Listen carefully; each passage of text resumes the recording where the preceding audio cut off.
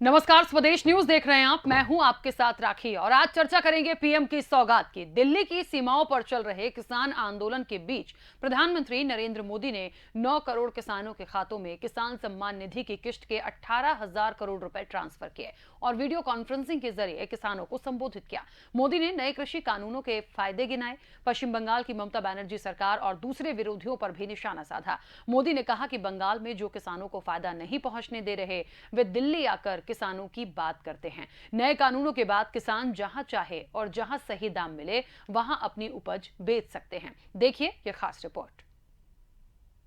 देश में अन्नदाता सड़कों पर है और ऐसे में उनकी सुध लेने के लिए पीएम नरेंद्र मोदी ने किसान सम्मान निधि की किश्त किसानों के खाते में ट्रांसफर की।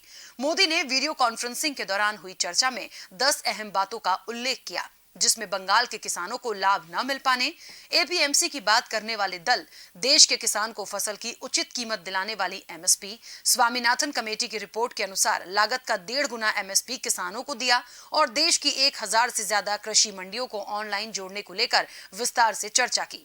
मोदी ने कहा, कृषि सुधार का अहम पक्ष रखना जरूरी है कि एग्रीमेंट करने वाला किसानों को अच्छी फसल उगाने में मदद करेगा। अगर फसल खराब हो गई तो सामने वाला एग्रीमेंट खत्म नहीं कर सकता, लेकिन किसान एग्रीमेंट कभी भी खत्म कर सकता है। एग्रीमेंट वाले को ज्यादा मुनाफा हो रहा है तो किसान भी बोनस का हकदार होगा। मोदी किसानों के मुद्दे को लेकर विरोधियों या कहें कि विपक्ष से भी बात करने को तैयार है। इससे पहले मोदी ने अलग अलग राज्यों के किसानों से इंडिविजुअल बात करते हुए कहा कि कुछ लोग भ्रम फैला रहे हैं कि नए कृषि कानूनों से आपकी जमीन चली जाएगी। ऐसे लोगों की बातों में नहीं आए। कुछ नेता किसानों के नाम पर अपना एजेंडा चला रहे हैं।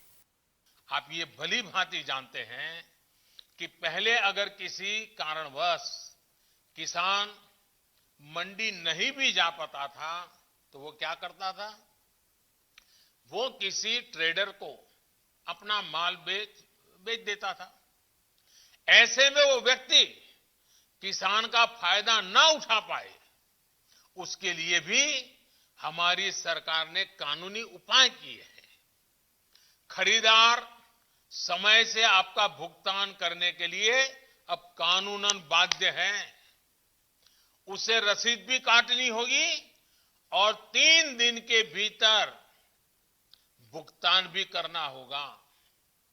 नहीं तो ये कानून किसान को शक्ति देता है, ताकत देता है, वो अधिकारियों के पास जाकर कानूनी तंत्र का सहारा लेकर अपना पैसा प्राप्त कर सके।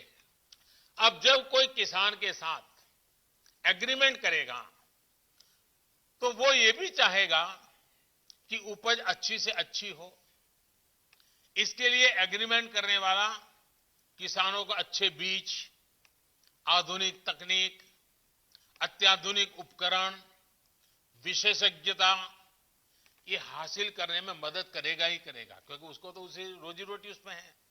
अच्छी उपज के लिए सुविधाएं किसानों के दरवाजे पर उपलब्ध करवाएगा। अगर किसी वजह से, किसी परेशानी की वजह से किसान की उपज अच्छी नहीं होती या फिर बर्बाद हो जाती है तो भी ये याद रखिए, तो भी जिसने एग्रीमेंट किया है उसको, किसान को उपज का जो दाम निर्धारित हुआ था वो उसको देना ही पड़ेगा। एग्रीमेंट करने वाला अपने एग्रीमेंट को अपनी मर्जी से खत्म नहीं कर सकता है। लेकिन दूसरी तरफ अगर किसान एग्रीमेंट को किसी भी वजह से खत्म करना चाहता है तो किसान कर सकता है, सामने वाला नहीं कर सकता है। क्या यह स्थिति किसानों के लिए फायदेमंद है कि नहीं है? सबसे ज्यादा एश्योरेंस किसान को है कि नहीं है? किसान को फायदा होने वाली गारंटी इसमें है कि नहीं है? एक और सवाल लोगों ने उछाल करके रखा हुआ, आपके मन में भी आता होगा। अगर किसी स्थिति में उपज अच्छी हुई, मार्केट बहुत शानदार हो गया, जो एग्रीमेंट में था उससे भी ज्यादा मुनाफा एग्रीमेंट वाले को मिल रहा है, अगर ऐसा होता है तो एग्रीमेंट का जितना पैसा है वो तो देना ही दे है, लेकिन अगर ज्यादा मुनाफा हुआ है तो उसमें से कुछ बोनस भी किसान को देना पड़ेगा। पीएम मोदी ने अरुणाचल, उड़ीसा, हरियाणा और तमिलनाडु सहित अन्य स्टेट के किसानों से चर्चा कर उन्हें कृषि कानून पर विश्वास करने और हर बात का समाधान जल्द करने का भरोसा दिलाया। उधर शिवराज सरकार पहले ही किसान कल्याण निधि योजना के तहत 5,77,000 किसानों के खातों में 2,000 रुपए की पहली किश्त ट्रांसफर कर चुकी है। इसके साथ ही योजना के माध्यम से हर साल किसानों के खाते में 10,000 रुपए तक डाले जाएंगे। इसमें 6,000 रुपए केंद्र सरकार की तरफ से होंगे और 4,000 रुपए मध्य प्रदेश सरकार किसानों के खाते में डालेगी। कुल मिलाकर देखा जाए तो केंद्र और राज्य सरकार की ओर से किसानों के लिए जो योजनाएं चल रही हैं, उसका कितना फायदा किसानों को मिल रहा है?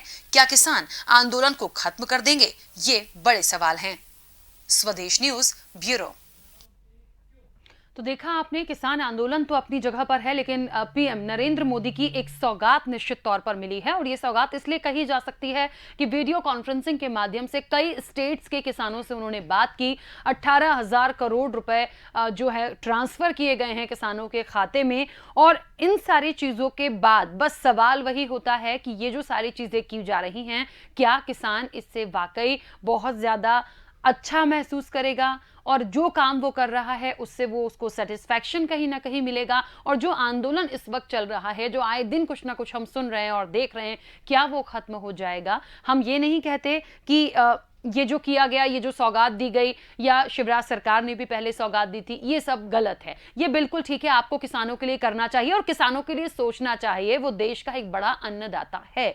लेकिन अभी भी इन सब चीजों के करने के बाद भी यदि वो सड़कों पर है तो निश्चित तौर पर सवाल खड़े होते हैं। हम विस्तार से चर्चा करेंगे। स्टूडियो में कई मेहमान मौजूद हैं। सबसे पहले आपका परिचय करा दें। राजनीतिक विश्लेषक के रूप में सत्येंद्र जैन जी हमारे साथ हैं। सत्येंद्र जी, बहुत स्वागत चर्चा में शामिल होने के लिए। और रवि राहुल वर्मा जी हमारे साथ हैं, प्रवक्ता हैं कांग्रेस के। रवि, आपका भी बहुत स्वागत है। चर्चा की शुरुआत सबसे पहले सत्येंद्र जी आपसे करना चाहती हूं। पीएम मोदी की सौगात और इसके पहले शिवराज सरकार तो दे ही चुकी है, और आज जो एक बड़ा कार्यक्रम हुआ, कई मंत्रियों ने अपने अपने जगह से अपनी अपनी जो कॉन्स्टिट्यूंसी है वहां जाकर एक वीडियो कॉन्फ्रेंसिंग के माध्यम से संवाद भी किया। जो राशि वितरण हो सकती थी वहां किसानों को वितरित की गई है। एक बड़ा कार्यक्रम हुआ। बावजूद इसके अब एक उम्मीद जागी है कि इतना होने के बाद क्या किसान वाकई आंदोलन खत्म कर देंगे? क्या वो चीजें हम देख पाएंगे जो हम एक उम्मीद कर रहे हैं कि जल्द से जल्द हो जाए?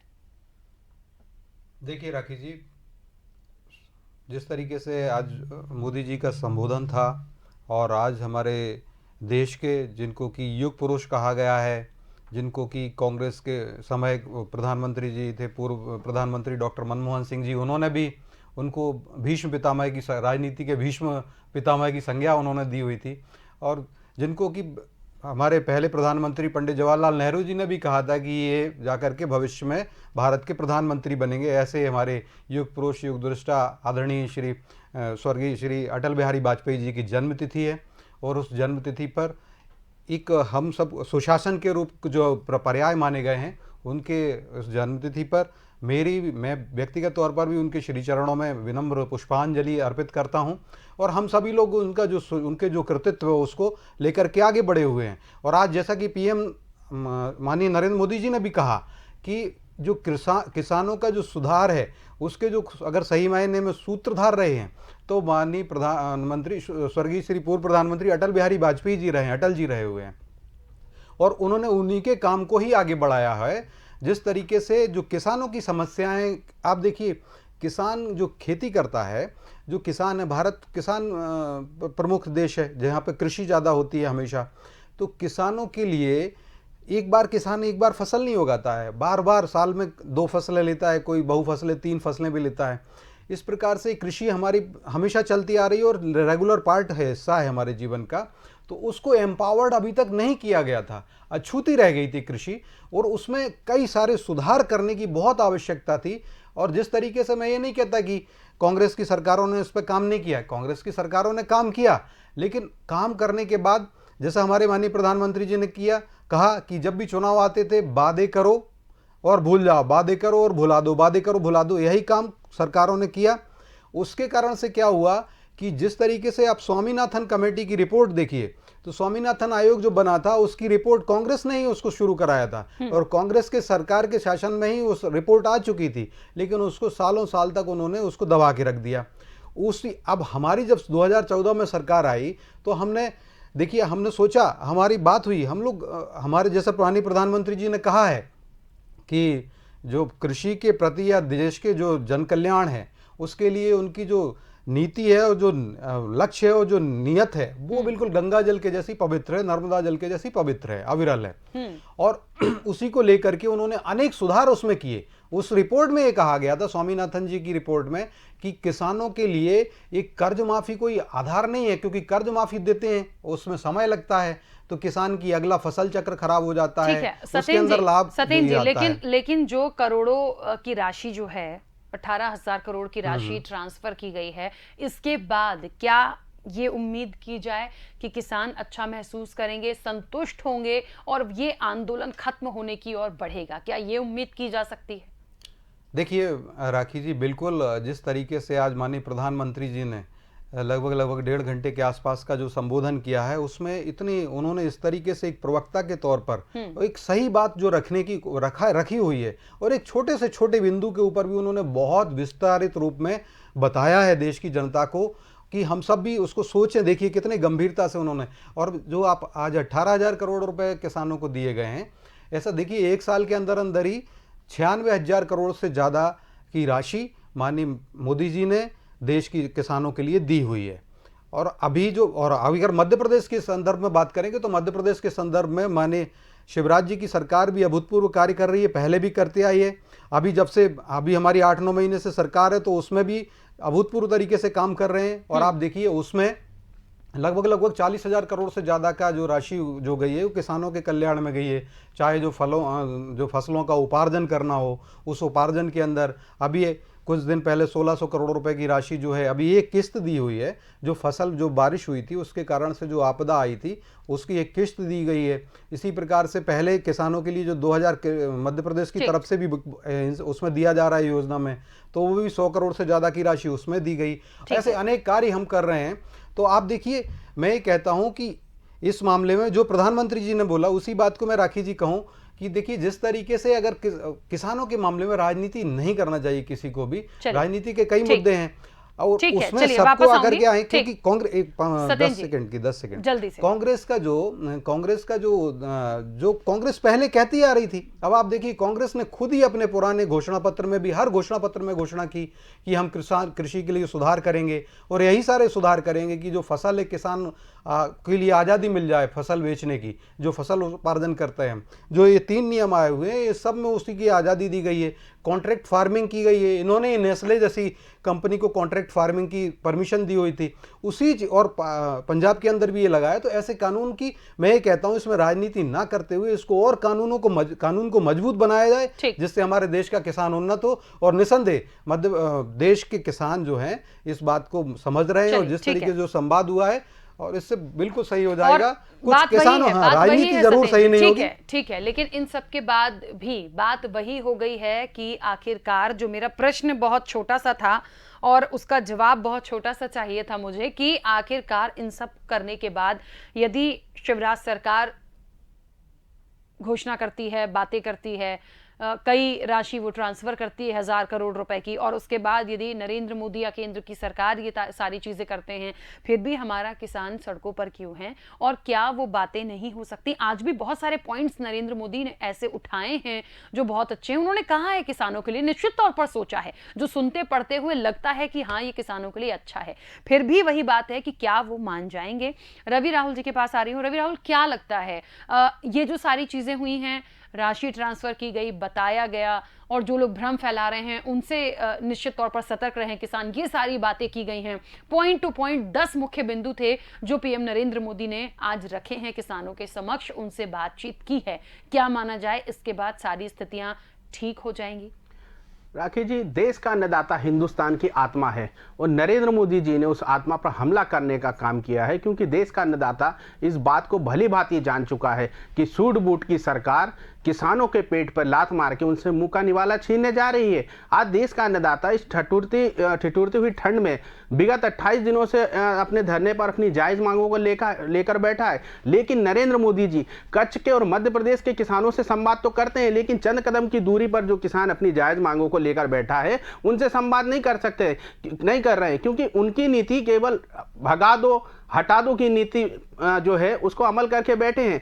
देश का अन्नदाता आज चाहता क्या है? एक उचित जो है एमएसपी चाहता है ना, कानून के माध्यम से चाहता है, दे दो ना। आखिर किस बात की उसमें दिक्कत आ रही है? लेकिन सरकार अपनी हठधर्मिता से बाज नहीं आना चाहती है। सरकार तो केवल इस बात को संकल्पित है कि मुनाफा मेरा और नुकसान तेरा की नीति पर जो है सौदा करना चाहती है, और किसान उसी सौदे पर आना नहीं चाहते हैं। किसान अपनी जायज मांगों को लेकर बैठे हैं।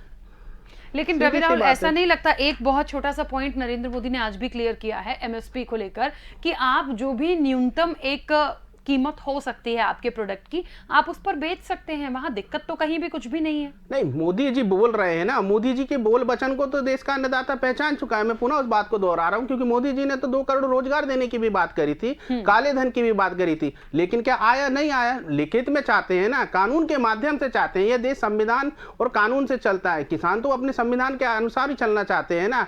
आज मध्य प्रदेश में उसके काले जो कानून के परिणाम है देखे जा सकते हैं। होशंगाबाद में देखिए 70 लाख की खरीदी होती है और व्यापारी संपत्ति हो गया। आखिर किसान किससे कहे, किसके पास जाए? लेकिन शिवराज जी की जो दरबारी है, उनके जो मंत्रिमंडल है, सब चंगा साबित करने में लगे हुए हैं।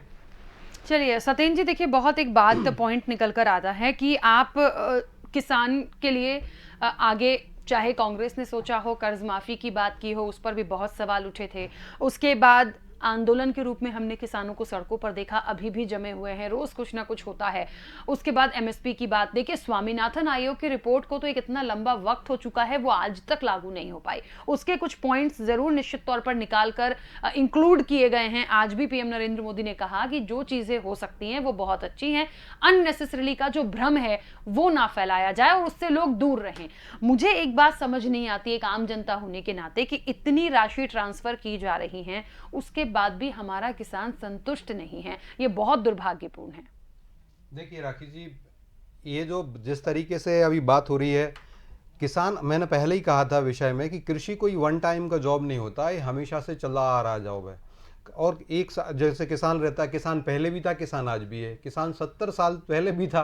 तो ये जो साल जैसे एक कांग्रेस ने राज किया, या मान लीजिए ममता जी, वहाँ ममता दीदी के बारे में भी उन्होंने कहा, केरल के बारे में भी प्रधानमंत्री जी ने, तो यही बात है कि अगर हमें सही नीति हो तब तो हम विकास कर पाएंगे।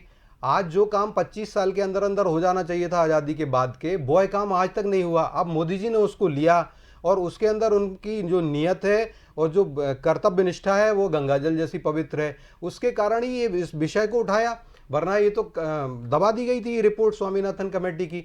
अब आप जैसे एमएसपी की बात की गई, तो एमएसपी के अंदर देखिए पहले फसलें कितनी होती थी। आप बताइए, कृषि मूल्य लागत निर्धारित आयोग जो है 1965 में बना था, उसकी स्थापना 1965 में कांग्रेस के जो प्रधानमंत्री थे माननीय लाल बहादुर शास्त्री जी, उन्होंने की थी। और 1965 से चला आ रहा वो आयोग, उस तरीके से कांग्रेस की सरकारों ने काम किया, बहुत कम काम किया, लेकिन सोते रहे एक तरह से। और मात्र 4 फसलों को इन्होंने, कितनी फसलों पे समर्थन मूल्य दिया हुआ था 2014 के समय तक? मात्र 4-5 फसलें हुआ करती थी जिन पर समर्थन मूल्य की घोषणा होती थी। और समर्थन मूल्य कब घोषित करना चाहिए? आज जैसा पीएम साहब ने कहा, और मैं पहले भी, कि समर्थन मूल्य भाई किसान को जब बोनी करनी होती है उससे पहले बताओ जिस फसल की बोनी करनी है, ताकि किसान माइंड सेट बना सके कि किस फसल को बोने में मुझे ज़्यादा फायदा होगा। वह काम कभी नहीं हुआ 65 जितने सालों में कांग्रेस ने राज किया, केंद्र में चाहे राज्यों में। लेकिन कांग्रेस ने सिर्फ और सिर्फ किसानों के साथ छल किया। हमारी सरकार आई, हमने ये काम किया है कि चाहे रबी की फसल हो या खरीफ की फसल हो, उसकी जो फसल होती है उसके पहले ही हम समर्थन मूल्य को घोषित कर देते हैं। और समर्थन मूल्य के अंदर जो 2014 से लेकर के 2020 चल रहा है, 5 साल के अंदर अंदर जो अंतर आया है, वो 23 फसलें हमने उसके अंदर ले ली हैं अभी तक, रबी और खरीफ की, जहां 4 फसलें होती थी। ये तो मतलब धिक्कारने वाली बात है कि किसानों के ऊपर सिर्फ छल करना और किसानों के ऊपर राजनीति करना कांग्रेस का और सभी विपक्षी पार्टियों का शगल रहा है। मैं एक आज फिर से विनम्र आग्रह करता हूं कि हमको इसको ना देखते हुए किसानों का कल्याण हम कैसे करें उस पर जाना चाहिए। हमने 23 फसलें का किया, 7 लाख करोड़ का प्रावधान किसान कल्याण के लिए कांग्रेस की सरकार 2014 तक करती थी। आप देखिए 5 साल का शासन हुआ, 6वां साल 2020 चल रहा है, हमने उसको डबल कर दिया। आज 14 लाख करोड़ रुपए की किसानों के लिए रखे जाते हैं, प्रावधान किया गया। इसी में एमएसपी जो आप किसान जो बात कर रहे हैं, जैसे एमएसपी खत्म हो जाएगा, एमएसपी के ऊपर जो भ्रम फैलाया गया, इस एमएसपी को समुन्नत करने का काम किसने किया? मोदी सरकार ने किया। आप देखिए इन सब के बीच एक सवाल और है सतीन जी, वो बात यही होती है कि हजारों करोड़ों रुपए की राशि जो ट्रांसफर हो रही है वो किसान संतुष्ट तब हो पाएगा वो उनको प्रॉपर पहुंच भी जाए। जैसे कि कर्ज माफी को लेकर कई सवाल उठे थे कि प्रॉपर नहीं हुई, आधी हुई है, आधी नहीं हुई है। यहां पर जितने लाख किसानों को लिया गया है कि इतने लोगों के खाते में इतनी इतनी राशि जाएगी, वो उन तक पहुंच भी जाए। जब वो उन तक पहुंचेगी, वो संतुष्ट होंगे, तब शायद इस आंदोलन की आग कुछ ठंडी पड़ती दिखाई दे। कुछ ठंडी इसलिए बोल रही हूं कि पूरी तरह से नहीं हो सकता, क्योंकि बहुत सारी उनकी मांगे ऐसी हैं जिस पे इंप्लीमेंट नहीं हो पा रहा है। नहीं, राखी जी बिल्कुल सही कहा है। और हमारी सरकार उस हर मांग के ऊपर, हमने जो कृषि को कैसे समुन्नत बनाया जाए, उसकी जहां पर खेती की जो प्लानिंग की जाती है, प्लानिंग से लेकर के बोनी तक, उसको इनपुट किया कहा जाता है। फसल आ जाती, फसल कटती है, उसके बाद उसको कहां से कहां रखना है, प्रिजर्वेशन तक, उसको फिर मंडी में, ऐसे हर विषय पे बड़ा गंभीरता से विचार किया गया है। चलिए एक छोटा सा सवाल है, ठीक है सत्यन जी, बस एक मिनट, वापस आ रही हूँ। रवि राहुल जी, क्या लगता है कांग्रेस क्या कर रही है इस वक्त? क्योंकि देखिए किसान सड़कों पर है, विपक्ष में होने के नाते, क्योंकि विपक्ष पर भी निशाना साधा है पीएम नरेंद्र मोदी ने, और ये विपक्षी दलों पर तो हमेशा टारगेट चीजें होती हैं, लेकिन विपक्ष भी एक बड़ी आवाज होता है। वो किसानों के लिए क्या सोच रहा है, क्या कर रहा है? कांग्रेस पार्टी किसानों की सदैव से पक्षधर रही है। इस काले कानून का विरोध हमने संसद से लेकर सड़क तक किया था, लेकिन कोरोना महामारी के चलते थोड़ा सा इसमें एक गैप आया। लेकिन जब ये दोबारा इस मांग को लेकर हमारे नेता राहुल गांधी जी ने कल भी जो है राष्ट्रपति जी से मुलाकात की है।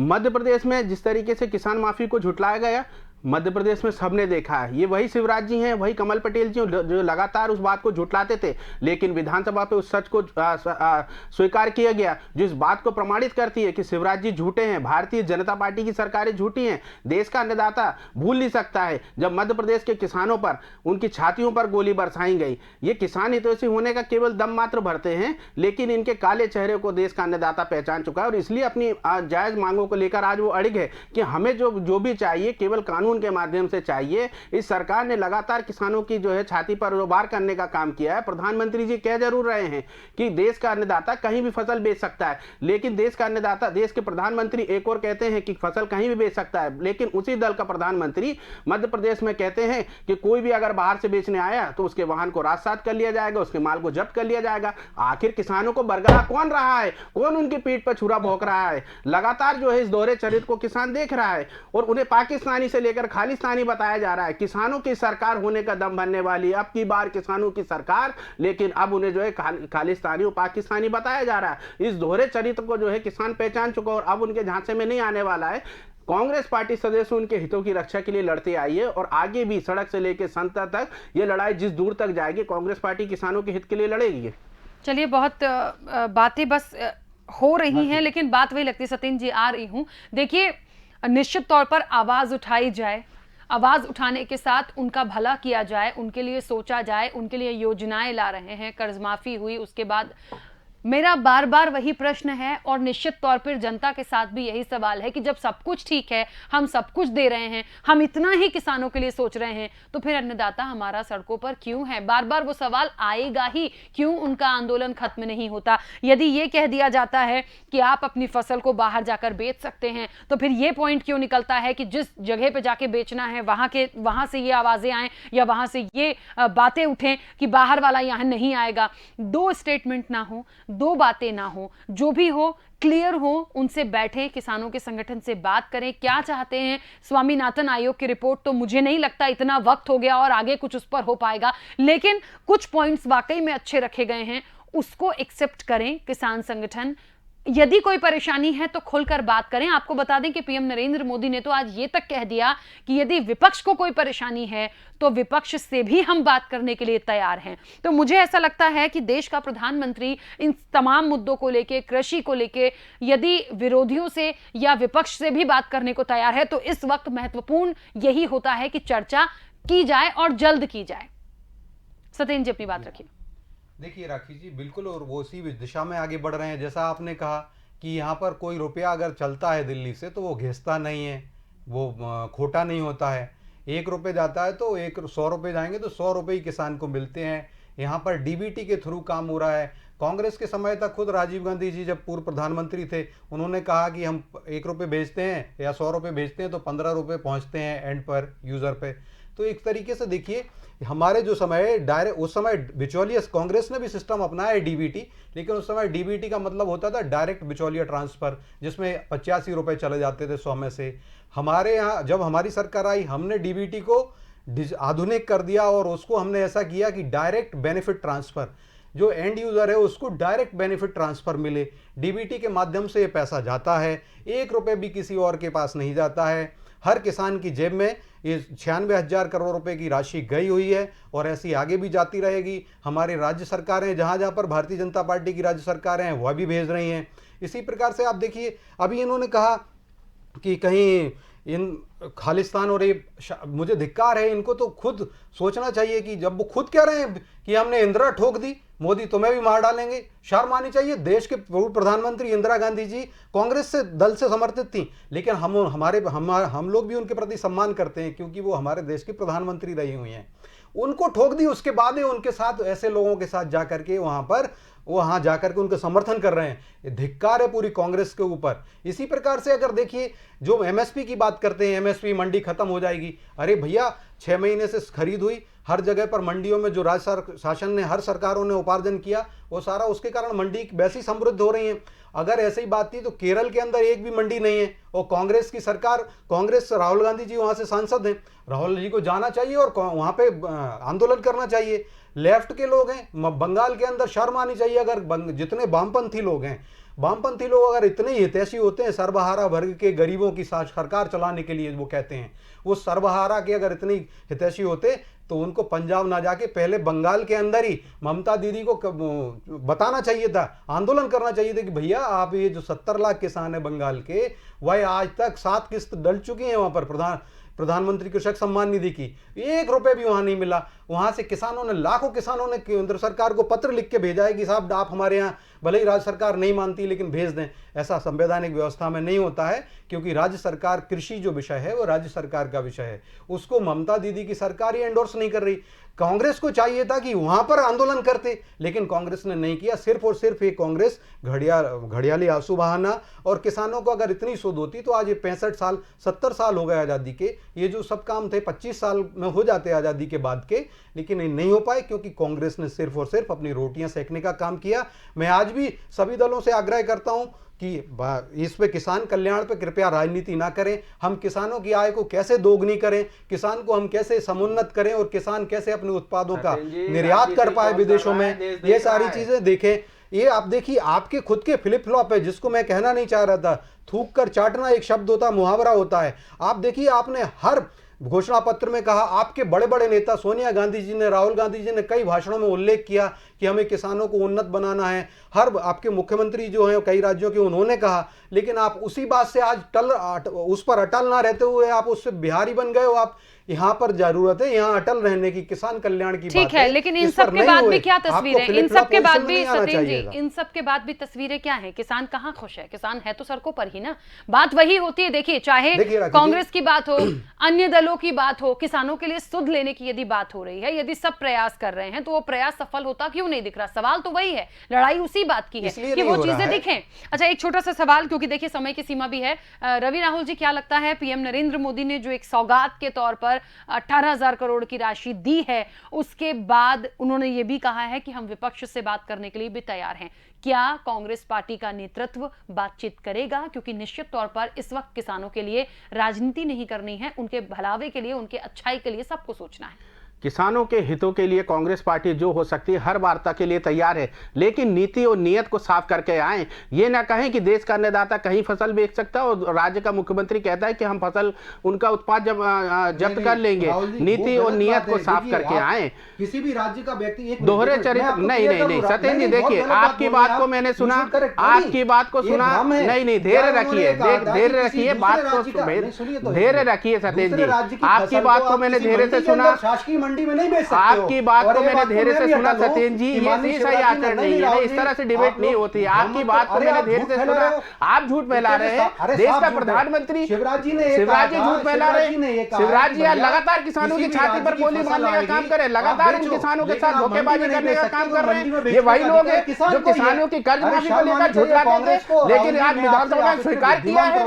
ये झूठे प्रमाणित हुए हैं। सत्येंद्र जी, झूठ तो राज्य का मुख्यमंत्री फैला रहा है। माननीय शिवराज जी ने ये कहा सत्येंद्र जी, लगातार देश के प्रधानमंत्री और नरेंद्र मोदी जी, मुख्यमंत्री जी किसानों को लगातार ठगने का काम कर रहे हैं। इनके चेहरे को किसान पहचान चुका है। नकली किसान बन करके अगर उस फसल को बेचेगा किसी दूसरे राज्य की, होशंगाबाद का मामला है, सरकार को बेचेगा तो 70 लाख रुपए की फसल का जो दाम था चंपत हो गया। किसान किसके पास जाए? लगातार शिवराज जी जो है किसानों चलिए, को गुमराह कर रहे हैं। मुझे लगता है एक एक करके अपनी बात रखेंगे तो अच्छा होगा। और- प्लीज जी हाँ। एक एक करके अपनी बात रखिए, राकेश समय जी, की मैं भी बता दूं। समय की सीमा है, बहुत जल्दी से अपनी बात हाँ, रखिएगा राकेश जी, सदैव मैं जी। बता दूं, राहुल जी ने बढ़िया प्रश्न उठाया।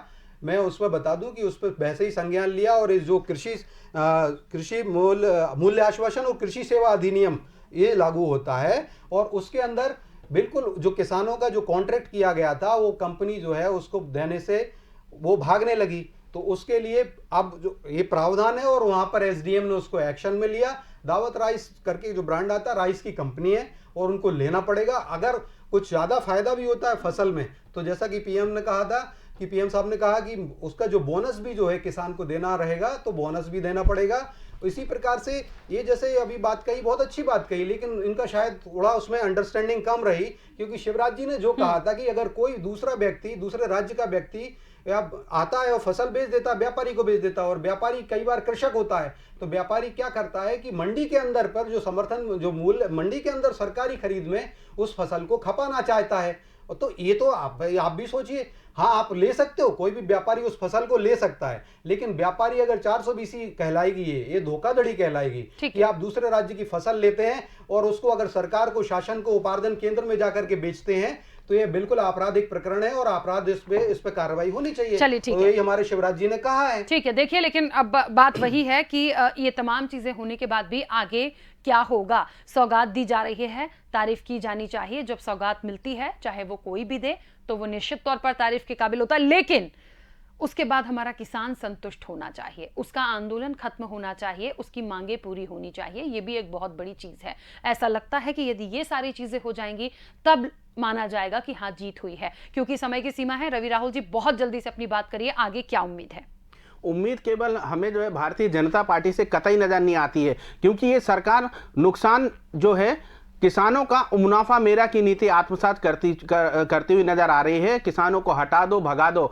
ये किसान ऐसे होते तो देश के प्रधानमंत्री जी, गृह मंत्री जी, कृषि मंत्री जी जाकर उनसे वार्ता करते और ये किसान आंदोलन इतने दिन नहीं चलता। उनकी जायज मांगों को आज कानून के रूप में शक्ल देते, लेकिन इन केवल जो है इन्हें गुमराह करने मात्र की राजनीति देश में भारतीय जनता पार्टी की जो सरकार कर रही है।